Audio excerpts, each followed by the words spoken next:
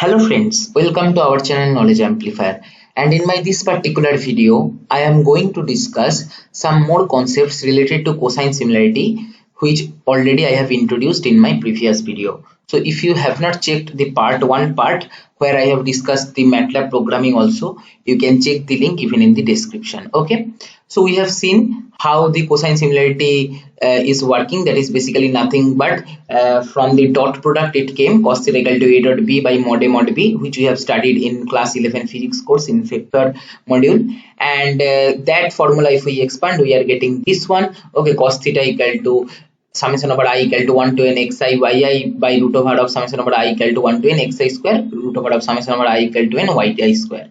And we have tried to find out what is the relationship between this popular frequently used correlation coefficient and this cosine similarity. That is nothing but if we somehow able to make our data set with zero mean, then in that case if you just replace x bar with y bar with always zero, then whatever r value you will be getting, cosine cos theta will be, that is cosine similarity will almost same with that. Okay, this is the relationship, or we can say similarity with respect to this cos theta and this r. Okay, now in my this video I am going to discuss why and when we require this cosine similarity, this particular factor, to determine the similarity between two things. Okay, so first of all, let me just give you some simple idea that suppose I am having this is my two-dimensional plane. Suppose this y-axis is salary, x-axis is age. Okay,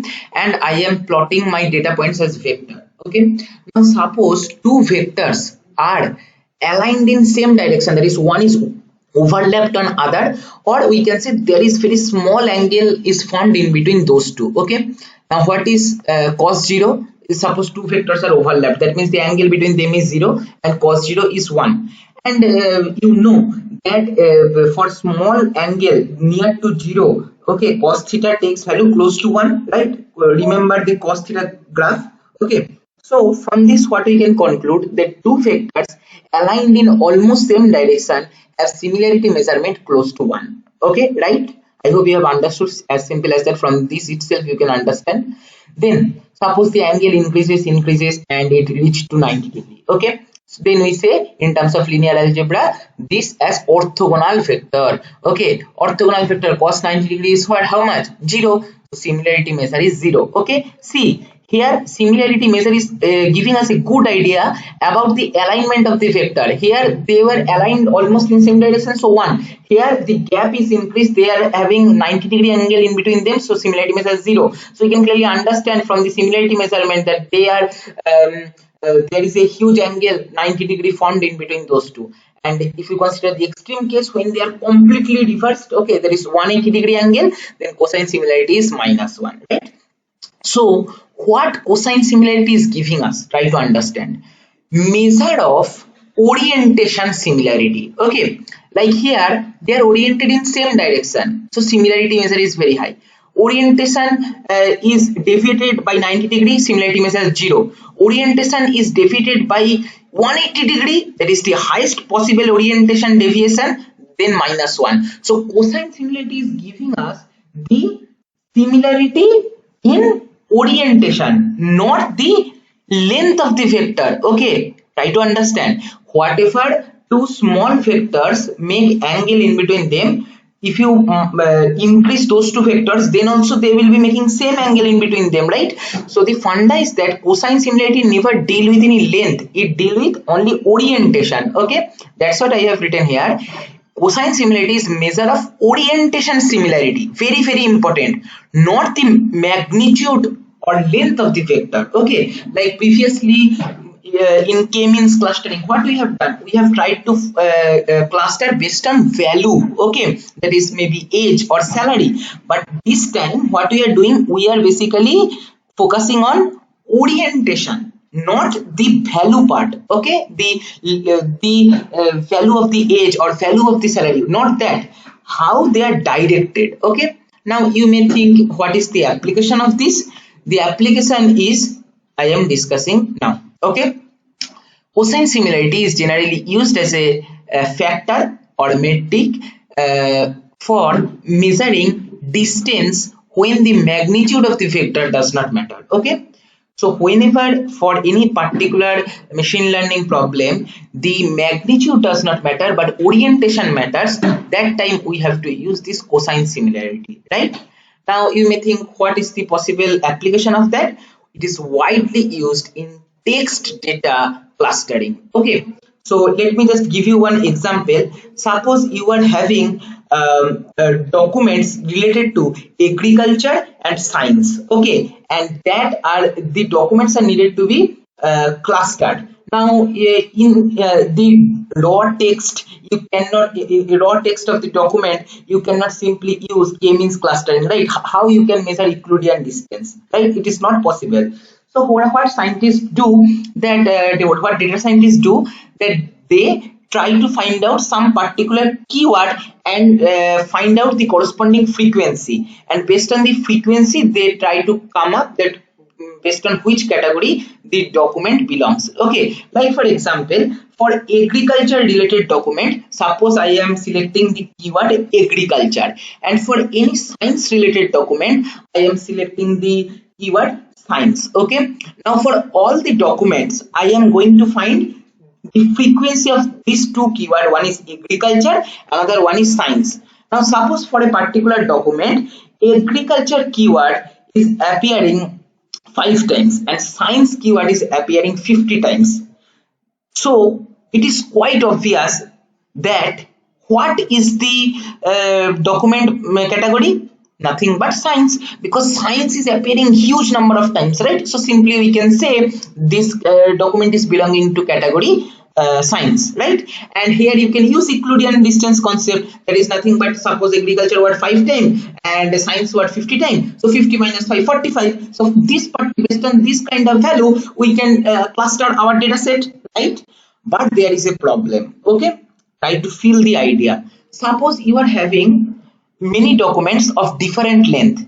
Now it is quite obvious that if the document length, if you consider a very high length document, maybe 20-30 page, then there is a probability that for a science document also many times agriculture word appears. Now consider the scenario when you have one medium sized document where agriculture word is appearing maybe 30 times and science word is appearing 20 times. Okay, and there is one science document, okay, where which is sufficiently large enough where the science keyword is appearing maybe 25 times but agriculture word is appearing 32 times. Okay, one document agriculture word 30 times and science word 20 times, and another document science word 25 times, agriculture word 32 times. Now see, there is a problem. Okay, because agriculture word is appearing in both case by a huge amount, 30 and 32. Okay, so basically the length is the problem.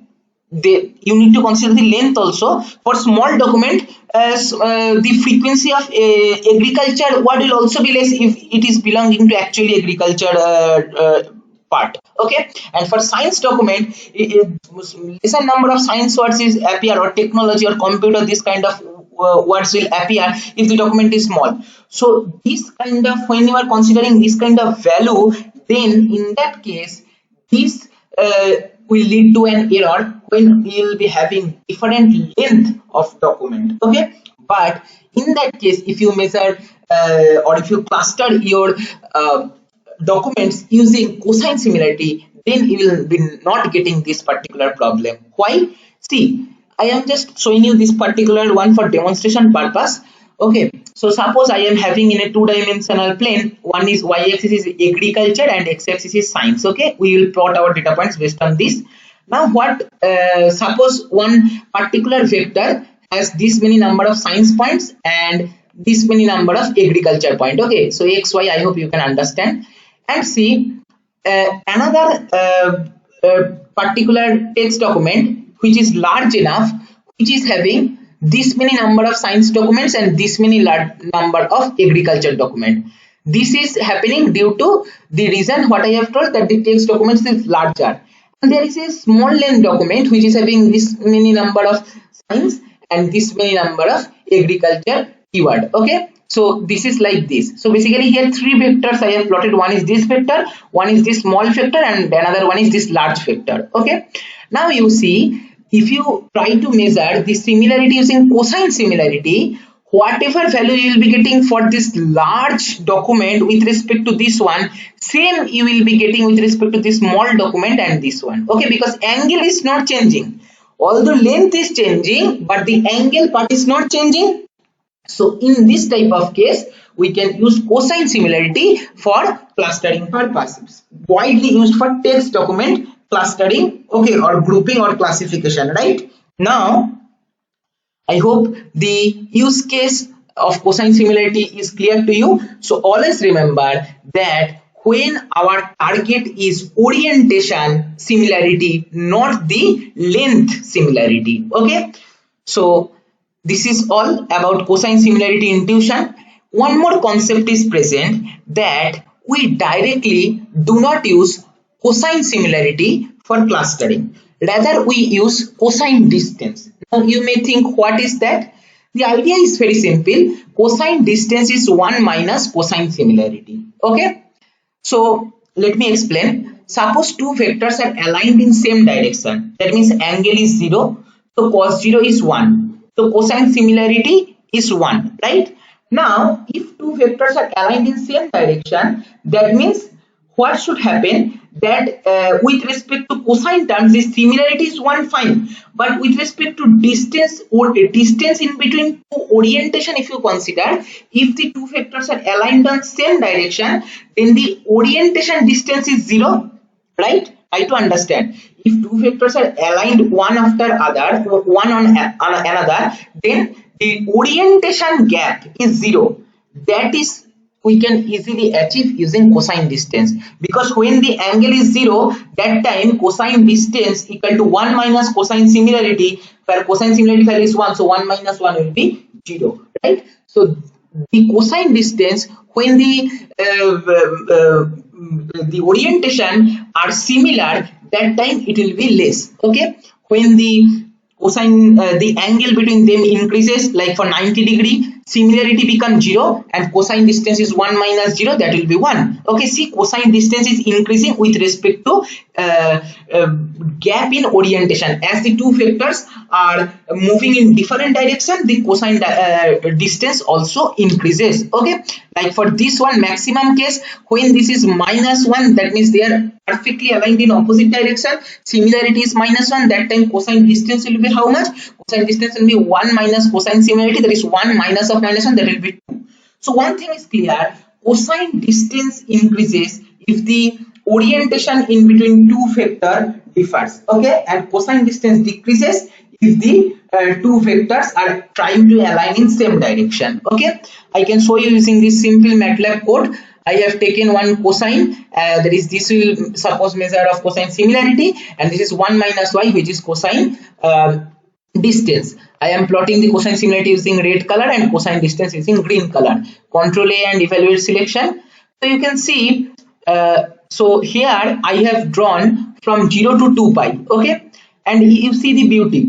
When the two vectors having 0 alignment gap, okay, when they are oriented in same direction, that is this particular one, red one, is basically cosine similarity, that time cosine distance is 0.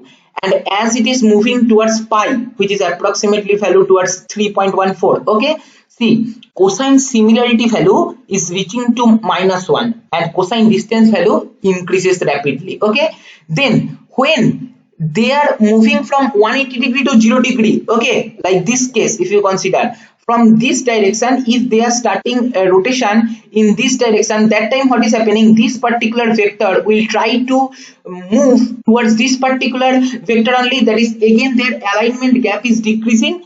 That time you can see cosine similarity is basically increasing and cosine distance is basically decreasing. So if you take the cosine distance graph, one thing is clear, that if the alignment gap is more, cosine distance is more, and if the alignment gap is less, cosine distance is less. So this is the beauty of cosine distance, it simplified everything.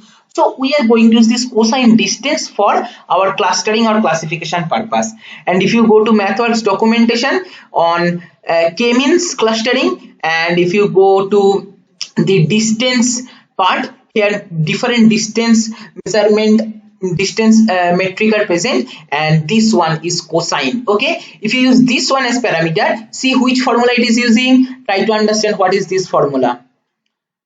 D of x comma c equal to 1 minus x c transpose by root over of x into x transpose into c into c transpose. What is this? This is nothing but this factor x into c transpose by root over of x into x transpose into c transpose is nothing but cosine similarity. 1 minus cosine similarity is cosine distance. So this cosine, if you use as another parameter, it is going to measure cosine distance, and based on that it is going to cluster. And don't just confuse with this transpose term. X into x transpose means that this one nothing but root over of square root of all the square root of summation over I equal to 1 to n xi square. That is x into x transpose is nothing but will be giving us the magnitude of x vector. Okay, this formula only can be written in terms of mathematics using this way. Okay, so we can use this cosine and do some clustering experiment. Okay, so this is all for my this video. I hope the application of cosine similarity and cosine distance is clear to you, mainly in text data classification or wherever